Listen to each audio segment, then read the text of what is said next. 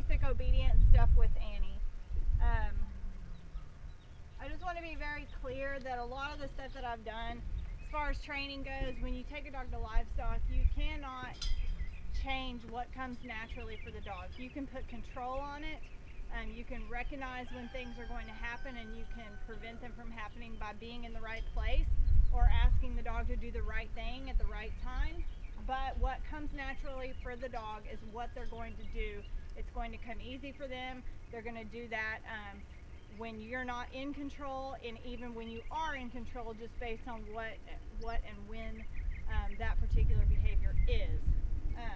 So in the case of Annie, who I would say is not a natural gathering dog, I can try with pressure and release to put her in a position to gather, but that's not going to be the natural tendency that she has. And so you want to try to work with the more natural parts, which for her is being a push dog, being at the back of the livestock, pushing them forward. Because when she goes home, what's going to come out is what's most natural for her. And that's the same thing with all the behaviors that you're seeing from her at home. So I think there was a talk of her jumping. She jumps on you. She's a little overexcited. She doesn't listen. Those are all things that you're going to have to deal with when you take her home. Because while she has had to work through those situations here, I don't have, I did say the H-E-R-E word. I don't have a problem with her jumping on me, but I got onto her almost immediately. So the first time she put her feet up on me, I probably kind of brought the leash down on her nose and told her no, corrected it, and I haven't had much of a problem since. Every now and then she'll get excited, try to put her foot up, and then I step away from her, give her a correction, and I just go about my business. So I want to just reiterate that the things you accept from her are what you're going to get.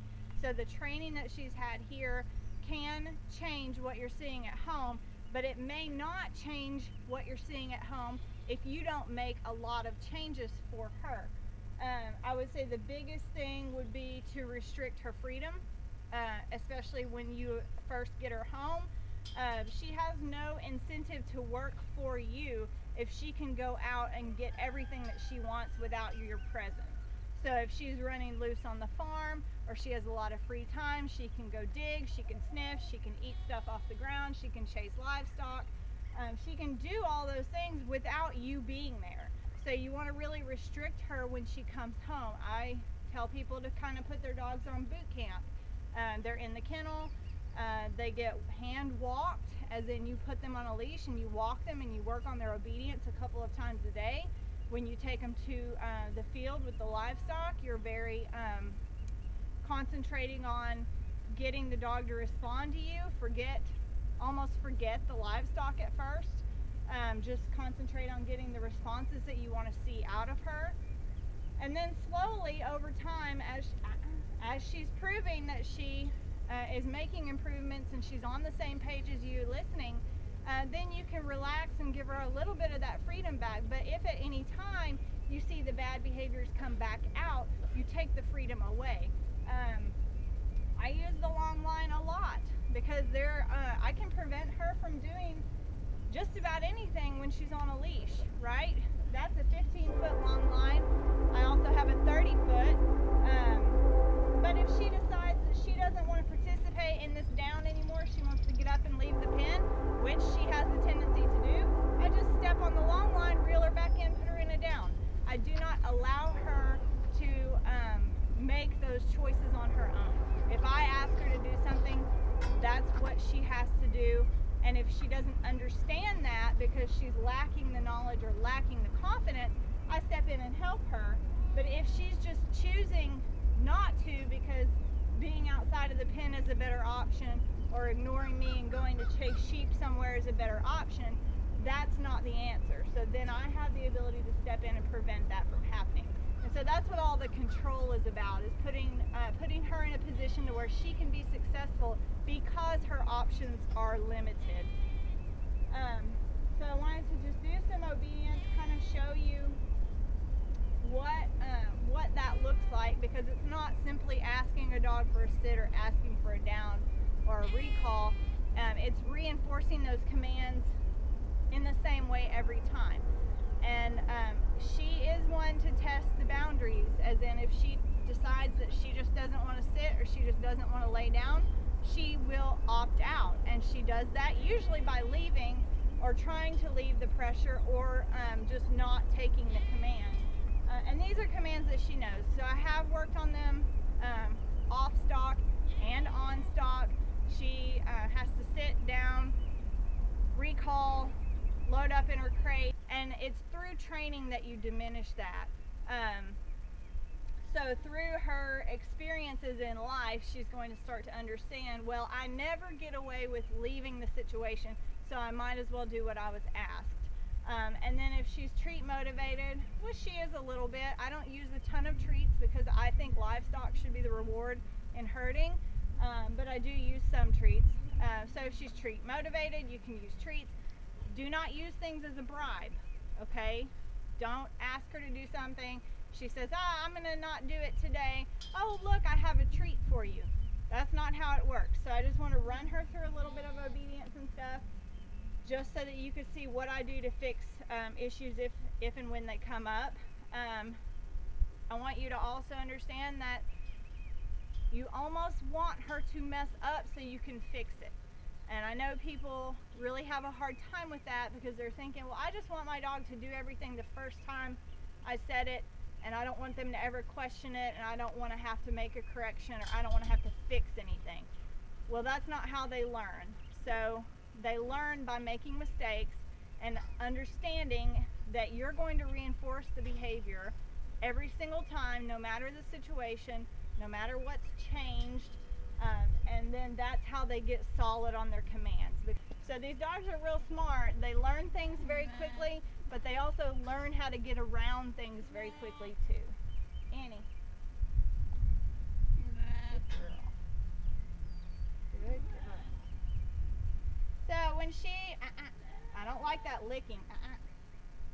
So I'm just going to give her a correction. So when I say give her a correction, I usually start with a voice correction, an or a hey, something like that. And that means something to her because she knows if I correct her verbally and something doesn't change, that I will escalate the correction. Hey, here. I'll escalate the correction, so I'll either put physical pressure on her, or like in the case of a sit or a down, I might grab her collar and make that happen. So getting her responding to your verbal cues that she is not making the right choice is also important. That comes through repetition. Again, you're going to give her that verbal signal that she's not making the right choice, and then you're going to escalate that if you don't get a response. So anyway, I just corrected her for licking me. I've asked her to hear, so I would like her to stay with me. If I go anywhere, which this is fine, she can be in front of, behind me, she can sit or down, it doesn't matter. I just need her attention to be on me and paying attention to what I'm doing. So if she chooses not to come with me, I will give a verbal correction. So notice how her body language changed when I gave that verbal correction. She's saying, I understand that I did something wrong, help me out. And then that's when I gave her the here again and tap my leg and call her in. So I'm not going to reward her if she's real excited, if she's licking, she's trying to jump on me. One thing you can do, I guess with the jumping, would be to let her wear a long line at home when you call her to you. Put that foot on that long line like so. She can't jump, okay? Even if I try to get her to, Annie, come here. See how she can't jump. Come here. See how she can't jump. Come here. Annie. So I see she's not even trying anymore because she says, well, I tried twice and I couldn't get up there, so I might as well just sit here at your feet. And if she licks me like that and I don't like it, I just remove my hand, okay? So remove my hand, remove the opportunity for her to mess up. And then I can pet her when she is responding the way I want. So this is pressure and release too. The thing that she wants is coming towards her. And whenever she's doing something I don't like, I remove the opportunity for her to have that thing that she wants.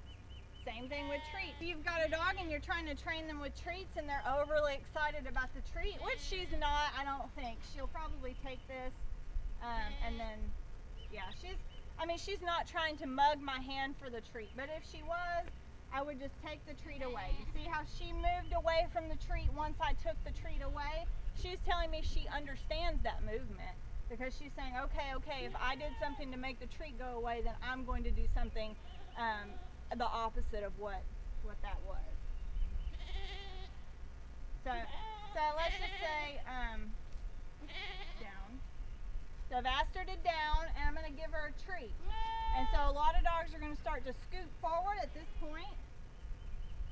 And so I'm going to take the treat away. And I don't like that belly up, so I'm going to just put some pressure on the collar and fix that down. So if you don't like that, you can fix it with the leash pressure, which is what I did. So, and as long as she doesn't come towards the treat will come towards her, right? So there she got another treat. Annie, good girl. And she didn't roll over on her back that time.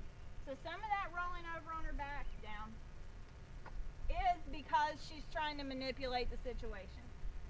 And that's just something that she has to unlearn, something that she will do with you probably. And so this is what I'm trying to show you is how you can fix these things if you don't like them.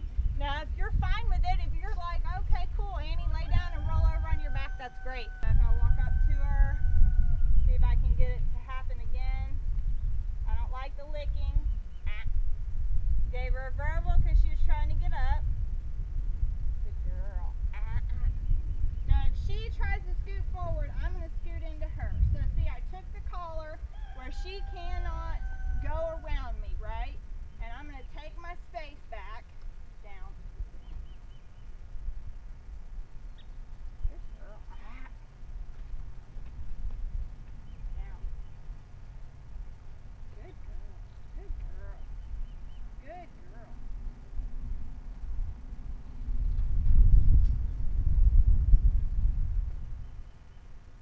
So creeping forward and a down is also something that she's going to be in trouble for.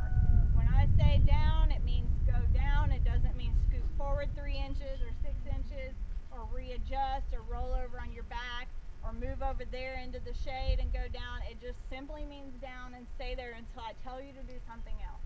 So my walking forward sometimes will get her to scoot forward because she wants to be in my space. Again, something I've worked very hard on with her. So in that case, again, I would tighten up on the leash, step into her, push her out of my space, get the down again, and then release the pressure. So I'm going to take my space back, down.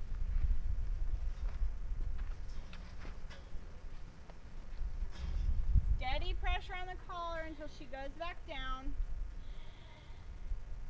So you're not getting like little pops or corrections like a pop. You're just steady pressure, and it's not hard pressure, it's just steady pressure. And then when she releases and goes into the down, I'm going to release the pressure on the leash. That's why I say this comes in handy a lot because you don't have to bend over as much. You don't have to be hands-on with her, as in you don't have to touch her to get it to happen. You're just simply touching a leash. She really likes that human contact. That's what she's seeking out when she's trying to come into my space, is that hand-on dog contact. And so giving that to her by Annie, giving that to her by doing this is rewarding. And you see how she rolls over? She wants that. So I'm not going to let her do that. I'm going to grab the collar, steady pressure until she's not leaning over anymore, and then release the pressure. But if I was to try to put her in a down with my hands, you see how she avoids it by rolling over, which is why I said I'm not a big fan of her doing that rolling over part, because I do think it's an avoidance behavior, her trying to avoid the pressure or the request that you're trying to make. But yeah, so if you try to put your hands on her to hold her down, she really enjoys that. which is why it doesn't work. This is why the leash really works well for this particular dog. Down. Down. So again, when I'm stepping into her to take my space back, the leash is coming up and I'm stepping into her. Down. Good girl. Good girl. And again, this is something that you can work 2-3 times a day.